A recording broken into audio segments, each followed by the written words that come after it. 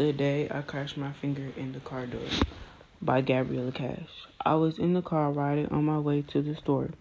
But first we stopped at the gas station to get gas. So first my dad pumped the gas in the car. That's when me and my mom were in the car.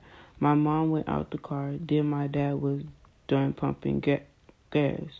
So him and my mom walked to the store. So that's when I opened up the car door first. Then I got out the car fast. I didn't notice at the time my fingers, which was my thumb, was still in the car door part where you close the door.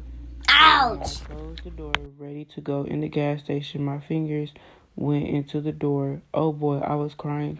It kind of felt like my thumb went numb and was stinging and kind of hard. I couldn't move it, of course.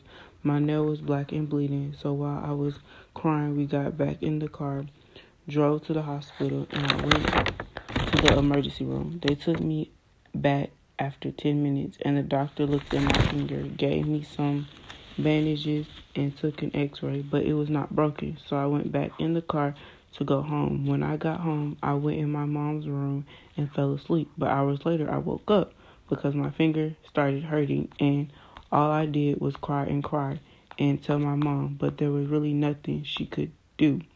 So she asked me if I wanted to go for a drive because I was sleepy and could not stop crying. So she woke up my dad. We went for a drive. So we got in the car, and yes, it was dark. So we went for the drive, and I eventually fell asleep, which was good.